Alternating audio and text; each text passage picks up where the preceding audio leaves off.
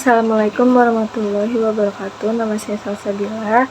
Nomor induk mahasiswa ED2311110037.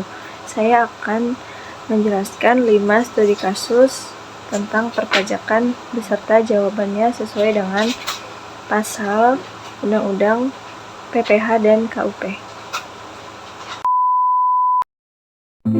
Soal yang pertama, apakah perbedaan pengusaha dan pengusaha kena pajak? Bedanya pengusaha dan pengusaha kena pajak berdasarkan pasal 1 ayat 4. Pengusaha adalah orang pribadi atau badan yang dalam kegiatan usaha atau pekerjaannya menghasilkan barang, mengimpor barang, mengekspor barang, melakukan usaha perdagangan, memanfaatkan barang tidak berwujud dari luar daerah pabean, melakukan usaha jasa, atau memanfaatkan jasa dari luar daerah pabean.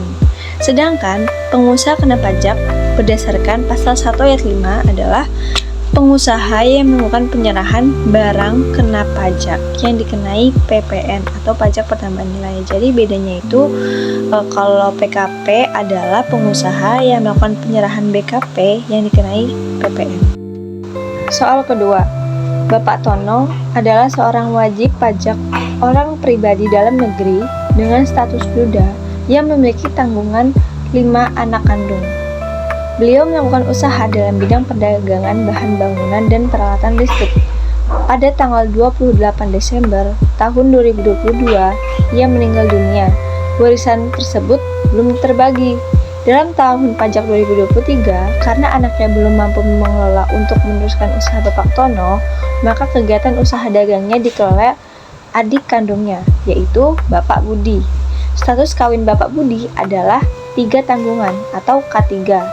Sampai dengan akhir tahun 2023, warisan belum terbagi juga. Penghasilan bruto usaha dagang dalam tahun pajak 2023 Bapak Tono adalah 500 juta. PTKP bagi wajib pajak warisan yang belum terbagi untuk tahun pajak 2023 adalah sebesar. Karena jawaban dari pertanyaan tersebut mengacu pada pasal 2 Undang-Undang Nomor 7 Tahun 1983 tentang pajak penghasilan STTD, Undang-Undang Nomor 7 Tahun 2001 sebagaimana dikutip pasal 2. Yang menjadi subjek pajak adalah orang pribadi dan warisan yang belum terbagi sebagai satu kesatuan menggantikan yang berhak, yaitu badan dan bentuk usaha tetap.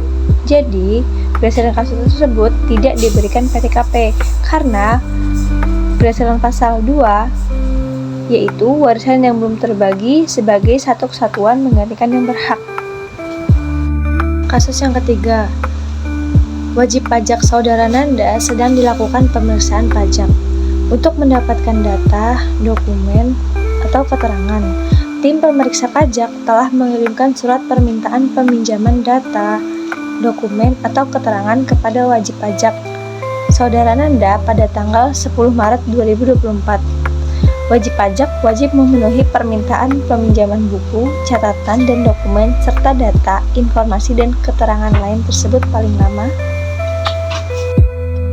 sesuai dengan pasal 29 ayat 3A yang berbunyi, wajib pajak yang diperiksa wajib.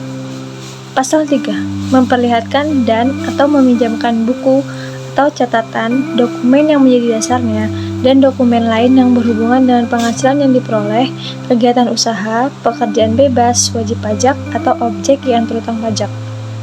Pasal 3A, buku, catatan, dan dokumen serta data, informasi, dan keterangan lain sebagaimana dimaksud pada ayat 3 wajib dipenuhi oleh wajib pajak paling lama 1 bulan sejak permintaan disampaikan. Jadi, pada saat pemeriksaan itu diminta surat kelengkapan untuk data, dokumen, dan keterangan pada tanggal 10 Maret 2024, setelah 1 bulan kemudian, paling lambat tanggal 9 April 2024. Untuk wajib pajak Nanda melengkapi surat-surat tersebut. Soal keempat, warisan yang belum terbagi adalah wajib pajak pengganti yang wajib menyampaikan SPT tahunan jika seorang suami meninggal dunia dan istrinya ingin menyampaikan SPT tahunan almarhum suaminya sebagai warisan yang belum terbagi serta menandatanganinya. Apa syarat yang harus dipenuhi oleh istrinya? sesuai pasal 32 dalam menjalankan hak dan kewajiban sesuai dengan ketentuan peraturan perundang-undangan perpajakan, wajib pajak diwakili dalam hal suatu warisan yang belum terbagi oleh salah seorang ahli warisnya, pelaksana wasiatnya, atau yang mengurus harta peninggalannya. Undang-Undang KUP. Dalam pasal 3, warisan yang belum terbagi sebagai satu kesatuan menggantikan yang berhak dalam kedudukannya sebagai subjek pajak menggunakan NPWP dari orang pribadi yang meninggalkan warisan tersebut dan dapat diwakili oleh salah seorang ahli waris, pelaksana wasiat, atau pihak yang mengurus harta peninggalan. PP 50 tahun 2022. Jadi, harta warisan yang belum terbagi merupakan subjek pajak tersendiri menggantikan pihak pewaris yang telah meninggal dunia. Harta warisan yang belum terbagi bukan merupakan objek pajak sepanjang warisan tersebut tidak menghasilkan pendapatan, tetapi tetap harus dilaporkan dalam SPT tahunan wajib pajak yang bersangkutan. Jika seorang suami meninggal dunia, istrinya selaku ahli waris dapat menyampaikan SPT tahunan suami sebagai warisan yang belum terbagi. Pelaporan SPT PPHOP dapat dilakukan dengan menggunakan nomor pokok wajib pajak atau NPWP suami yang telah meninggal tersebut. Lanjut, soal nomor 5. Tuan Banu merupakan seorang duda dengan satu anak. Tuan Banu merupakan direktur di PT ABC. Ia menjadi direktur semenjak perusahaan tersebut didirikan, yaitu pada tanggal 31 Desember 2022. Pada tanggal 5 Agustus 2023, Tuan Banu menikah dengan Ibu Putri, yaitu seorang janda yang memiliki 2 anak dan berprofesi sebagai pegawai perusahaan di PT Mandar Mandir. Kemudian, berapakah PTKP Tuan Banu tahun 2023? Berdasarkan Tuan Banu, sesuai dengan pasal 7 ayat 2, yaitu penerapan ketentuan sebagaimana pada ayat 1 ditentukan oleh keadaan pada awal tahun pajak.